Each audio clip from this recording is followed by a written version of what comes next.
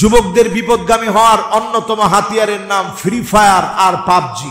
এমন কিছু মুভিতে প্রবেশ করা যেটা মস্তিষ্ককে হঠাৎ করে একেবারে ধ্বংস করে ফেলে, ব্রেন স্ট্রোক হয়। 5-6 এর ছোট ছোট বাচ্চারা, কোমলমতি এ সমস্ত বাচ্চারা এগুলোতে আসক্ত হচ্ছে। আমার প্রিয় যুবকেরা, এই মাহফিল যেই যুবকেরা আয়োজন করেছে, বহু যুবক এখন বিপদগামী হয়ে যাচ্ছে। যুবকদের বিপদগামী হওয়ার অন্যতম হাতিয়ারের নাম ফ্রি ফায়ার আর পাবজি। আর একটু আসতে বলেন। যুবকদের বিপদগামী হওয়ার অন্যতম হাতিয়ারের নাম ফ্রি ফায়ার, পাবজি। এরপর যুবকদের ধ্বংস হওয়ার আরো একটি হাতিয়ারের নাম, যে সমস্ত মুভির সাইটগুলো আছে, আল্লাহর ঘর মসজিদ যেহেতু সব কথা আমি এখানে উচ্চারণ করলাম না,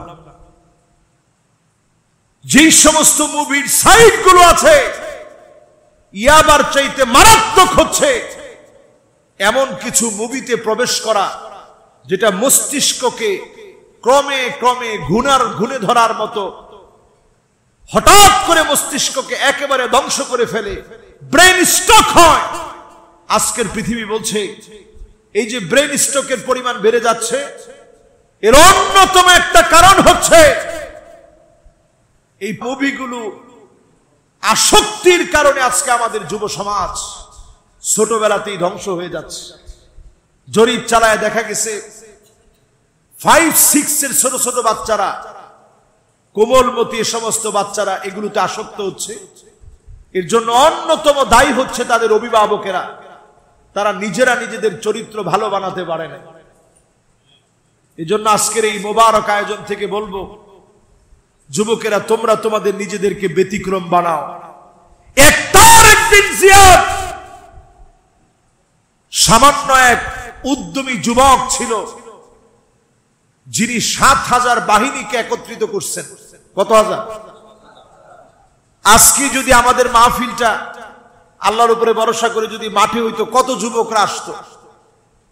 7,000 যুবককে একত্রিত করেছে তারেক বিন জিয়াদ।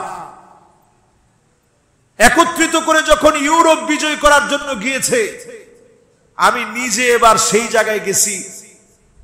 মরক্কোর তানজা নামক জায়গায় আটলান্টিক মহাসাগরের এক একটা ঢেউ মনে হচ্ছে 20 তলার উপর দিয়ে যাবে। ওই জায়গায় দাঁড়ায়া তারেক বিন জিয়াদ তার সৈন্যবাহিনীকে বলতেছিল, ও আমার ভাইয়েরা, ভয় পাওয়ার কোনো কারণ নাই। এই সমুদ্রের ঢেউগুলা আমাদের কথা শুনবে যদি আমরা আল্লাহর গোলাম হতে পারি। আল্লাহু আকবার। তারেক বিন জিয়াদের চোখে মুখের সাহস দেখে সেই সমস্ত ইউরোপিয়ানরা বলতেছিল, ইন্না রাআইনা কওমান মা তারেক বিন জিয়াদ লাউ আরাদু আন ইয়াখলাআল জাবাল লাখলাউ। তারেক বিন জিয়াদের সঙ্গে যারা ছিল, এদের চোখে মুখে আমরা এমন উদ্দীপনা দেখেছি, এরা যদি পাহাড়কে ডাক দিয়ে বলতো, পাহাড় তুমি সরে যাও, সমুদ্রের ঢেউগুলা থেমে যাও, পাহাড় সরে যেত, ঢেউগুলা থমকে যেত। আল্লাহু আকবার। তারা ছিলেন সেই যুবক। এক যুবকের স্পিরিটের কারণে, তার স্পিরিট এত ছিল, হিম্মত এত ছিল, আল্লাহ পাক পুরা ইউরোপকে বিজয় করায় দিয়েছে।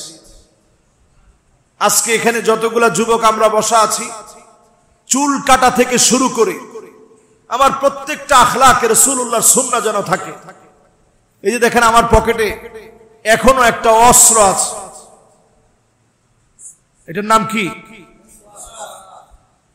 এটার নাম মিসওয়াক। বলেন কি? তাবুকের যুদ্ধে মুসলমানদের তেমন কোনো অস্ত্র লাগে নাই, শুধু এই মিসওয়াক ব্যবহার করেছে। পৃথিবীর পরাশক্তি মুসলমানদের সঙ্গে লড়তে এসে, এত বড় বাহিনী নিয়ে লড়তে এসে, মুসলমানরা ক্লান্ত, ক্ষুধার্ত, তৃষ্ণার্ত হয়ে যখন মিসওয়াক শুরু করছে ঢাল ভেঙে ভেঙে, তারা দূর থেকে তাকায় চিন্তা করতেছে যে এই রকম যারা ঢাল ভেঙে ভেঙে দাঁতগুলাকে ধার দিতেছে, এরা মনে হয় আমাদেরকে পাইলে একজনও ছাড়বে না। শুধুমাত্র এক মিসওয়াকের কারণে তাবুকের প্রান্তে আল্লাহ পাক বিনা যুদ্ধে মুসলমানদেরকে বিজয়ী বানায় দিয়েছেন। বলেন আল্লাহু আকবার। মক্কা বিজয়ের দিনে রাসূলুল্লাহ সাল্লাল্লাহু আলাইহি ওয়াসাল্লাম বলছেন অনেকগুলো টয়লেট বানাতে, একটু দূরে দূরে দূরে দূরে টয়লেট বানাতে, আর বলছে প্রত্যেক টয়লেটের সামনে যেন একটু সিরিয়াল থাকে। কাফেররা দূর থেকে উকি দিয়ে দেখে বিশাল বাহিনী, এই বিশাল বহরের সঙ্গে উকি দিয়া দেখে এক এক টয়লেটের সামনে লম্বা লম্বা সিরিয়াল। দেখে তারা চিন্তা করছে বাপরে বাপ কি পরিমাণ আসছে,